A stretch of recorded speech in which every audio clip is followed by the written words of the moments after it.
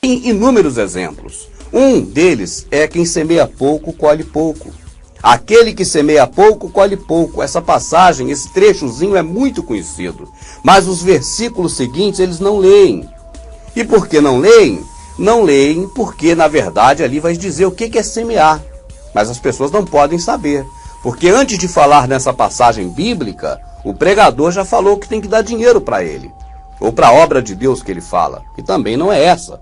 Está escrito no Novo Testamento da Bíblia, tá certo? Na passagem de João, que no Evangelho de João, que a obra de Deus não é isso aí que eles falam, é outra coisa.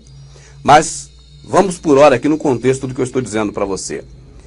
Quando eles dizem assim, tem que dar dinheiro para a obra do Senhor, que é para eles, tem que ajudar na obra, tem que semear, aí eles vão dar uma passagem bíblica para poder respaldar o que eles estão falando. E essa passagem bíblica está dentro de alguns versículos que as pessoas agora se viciam neles e não passam adiante. Vão ficar só nesses versículos que dizem, quem semeia pouco, colhe pouco. O versículo logo seguinte diz, semeei, dei aos pobres, a minha justiça permanece. Ou seja, explica claramente que semear é dar aos pobres e não aos ricos. Líderes religiosos, mas as pessoas estão viciadas nesse pedacinho. Outro exemplo de um versículo também que as pessoas se viciam, ou eles viciam as pessoas nesses versículos. Tipo, examinai as escrituras, ou seja, você deve ler as escrituras. Jesus está dizendo para você ler as escrituras, é bíblico. Então eles viciam as pessoas a entender isso, que Jesus está mandando você ler as escrituras. Na verdade, o que o Salvador está falando ali é que aquelas pessoas do sistema religioso liam tanto a Escritura todos os dias e nunca perceberam que as Escrituras falavam dele próprio. É outro contexto, leia tudo para você ver. Porque se você ficar preso a esse versículo que eles te dão, você vai entender dessa forma. Mas se você ler toda a passagem, você vai ver do que eles estão falando.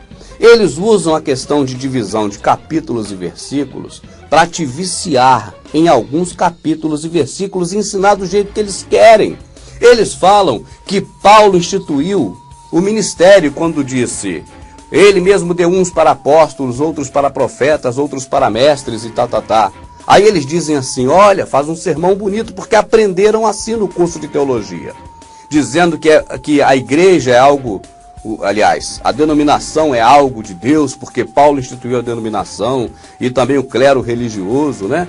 O pastor, vamos dizer, presbítero, diácono, enfim, os que comandam a denominação. Aí eles, depois de falar isso tudo, eles dão uma passagem bíblica, dizendo, ele mesmo deu uns para isso, outros para aquilo, outros para aquilo outro.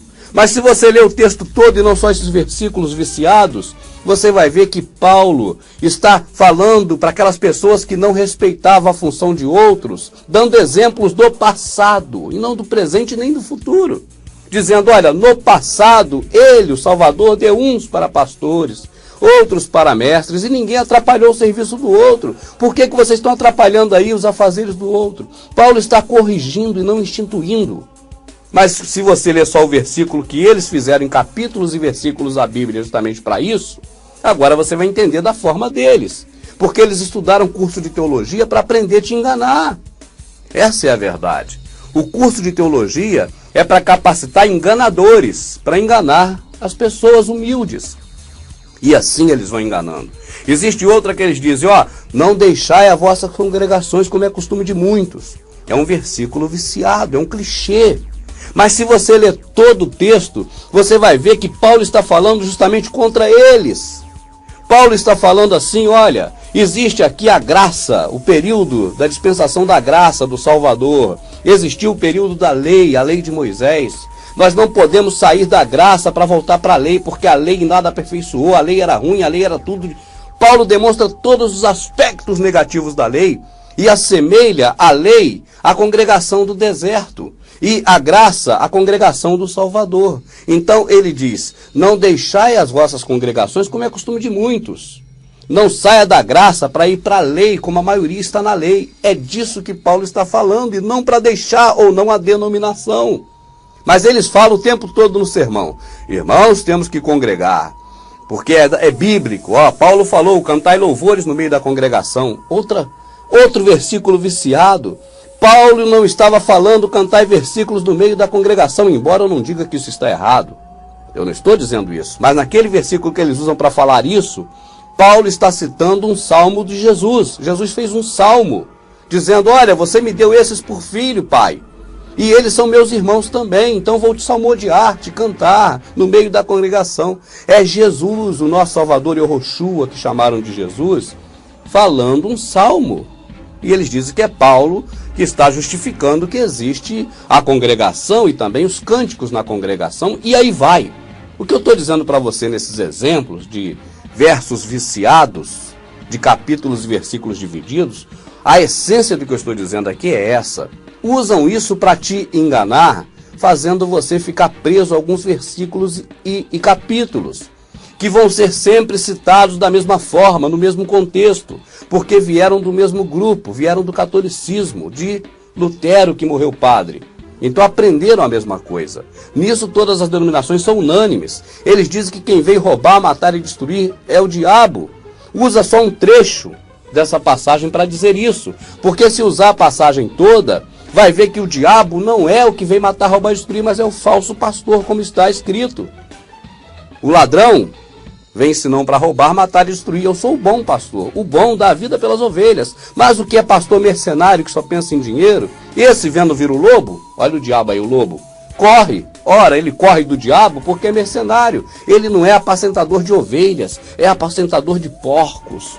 Lembra que os porqueiros que estavam cuidando dos porcos, quando o diabo entrou nos porcos, o porqueiro correu? É isso que o Salvador está falando. Quem vem matar, roubar e destruir são esses porqueiros que correm.